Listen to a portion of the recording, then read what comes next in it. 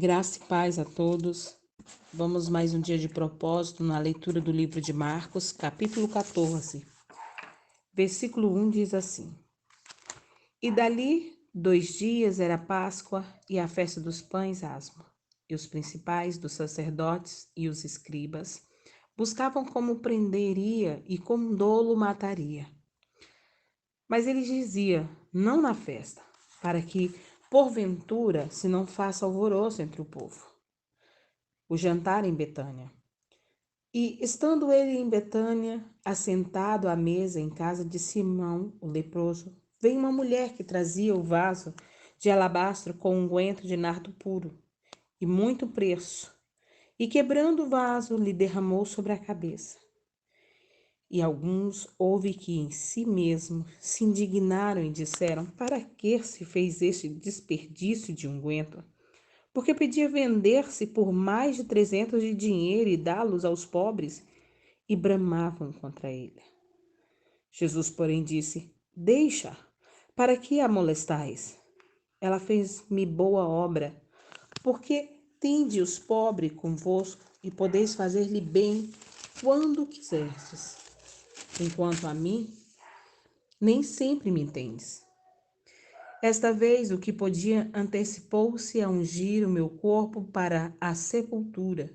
Em verdade vos digo que em todas as partes do mundo onde este evangelho for pregado, também o que ela fez será contado para sua memória.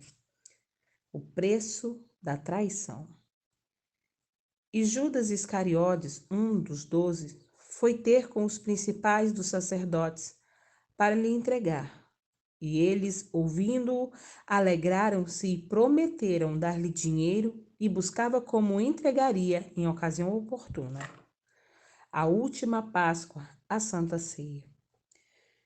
No primeiro dia da festa dos pães asmo, quando sacrificavam a Páscoa, disseram-lhe os discípulos: Aonde queres que vamos fazer os preparativos para comer a Páscoa? E enviou 2 dos seus discípulos e disse-lhes: Ide à cidade, e um homem que leva um cântaro de água vos encontrará, segui-o. E, onde quer que entrar, dizei ao senhor da casa. O mestre disse: Onde está o aposento em que hei de comer a Páscoa com os meus discípulos? Ele vos mostrará um grande cenáculo, mobiliado e preparado. Preparai ali. Saindo seus discípulos, foram à cidade e acharam como lhe tinham dito, e prepararam a Páscoa.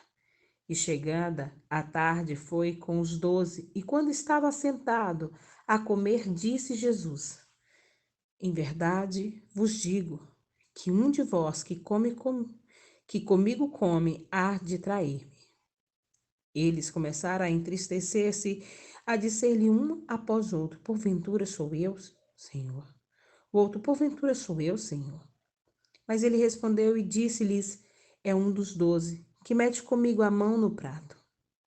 Na verdade, o Filho do Homem vai como dele está escrito, mas ai daquele homem por quem o Filho do Homem é traído. Bom seria para o tal homem não haver nascido. E comendo eles, tomou Jesus o pão, abençoando-o, partiu e dou-lhe, e disse: Tomai, comei, isto é o meu corpo. Tomando o cálice, dando graças, deu-lhe, e todos beberam dele. E disse-lhes: Isto é o meu sangue, o sangue do Novo Testamento, que por muitos é derramado. Em verdade vos digo que não bebereis mais do fruto da vide até aquele dia em que o beber o novo no reino de Deus. E tendo cantado o hino, saíram para o Monte das Oliveiras. Pedro é avisado. E disse-lhe Jesus: Todos vós esta noite vos escandalizareis em mim, porque escrito está: Ferirei o pastor e as ovelhas se dispersarão.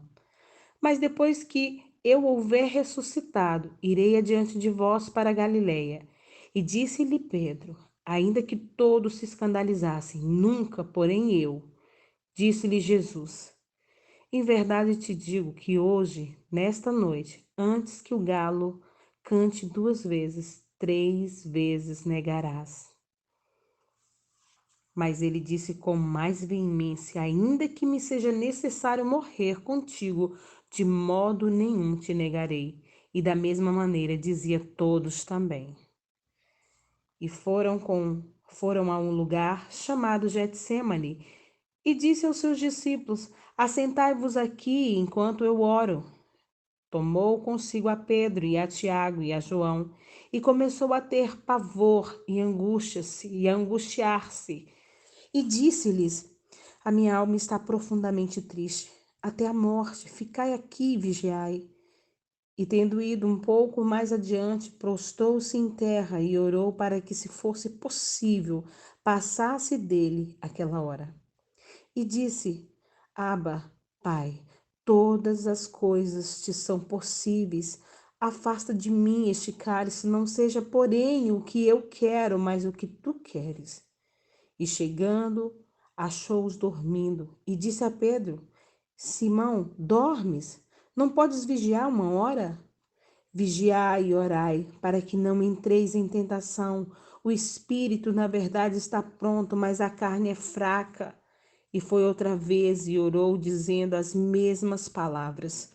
Voltando, achou-os outra vez dormindo, porque os seus olhos estavam carregados e não sabiam o que responder-lhe. E voltou a terceira vez e disse-lhes: dorme agora e descansai, basta, é chegada a hora.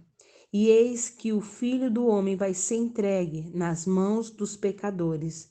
Levantai-vos, vamos, ei que está perto o que me trai. Jesus é preso.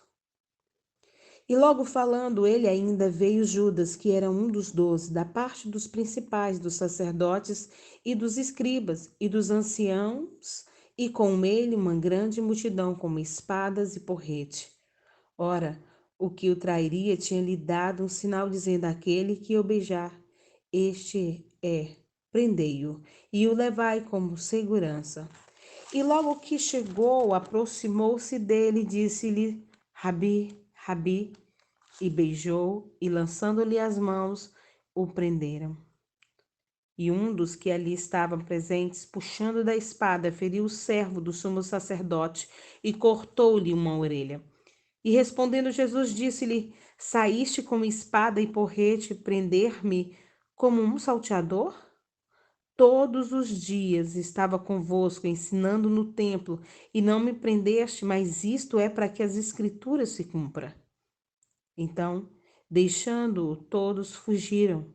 Um jovem o seguia e voltou em um lençol sobre o corpo nu, e lançaram-lhe as mãos. Mas ele, largando o lençol, fugiu nu.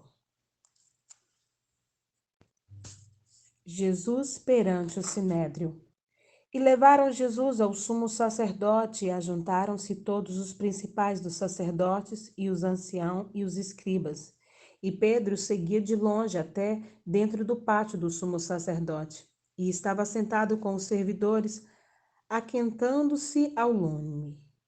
E os principais do sacerdote e todos os concílios buscavam alguma testemunha contra Jesus, para o matar, e não o achavam, porque muitos testificavam falsamente contra ele, mas os testemunhos não eram coerentes. E levantando-se alguns, testificaram falsamente contra ele, dizendo: nós ouvimos lhe dizer: eu derribarei este templo, e construído por mãos de homens, e em 3 dias edificarei outro, não feito por mão de homens. E nem assim o testemunho deles era coerente. E levantando-se o sumo sacerdote no sinédrio, perguntou a Jesus, dizendo: nada responde? Que testifica estes contra ti? Mas ele calou-se e nada respondeu. O sumo sacerdote lhe tornou a perguntar e disse: és tu o Cristo, filho do Deus bendito? E Jesus disse-lhe: eu sou, e vereis o Filho do Homem assentado à direita do Todo-Poderoso, vindo sobre as nuvens do céu. E o sumo sacerdote, rasgando as vestes, disse: para que necessitamos de mais testemunhas? Vós ouviste a blasfêmia que vos parece?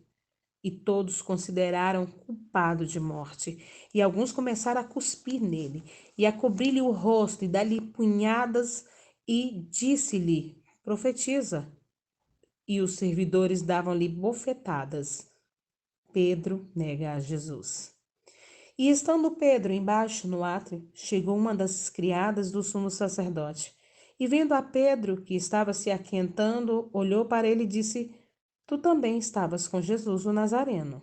Mas ele negou, dizendo: não, conheço, nem sei o que dizer. Saiu fora do alpendre e o galo cantou. E a criada, vendo outra vez, começou a dizer aos que ali estavam: este é um dos tais. Mas ele negou outra vez. E pouco depois, o que ali estava disseram outra vez a Pedro: verdadeiramente tu és um dele, porque és também Galileu. E ele começou a imprecar e a jurar: não conheço esse homem de quem falais. E o galo cantou segunda vez. E Pedro lembrou-se da palavra que Jesus lhe tinha dito: antes que o galo cante 2 vezes, 3 vezes me negarás tu. E retirando-se dali, chorou. Que Deus em Cristo vos abençoe.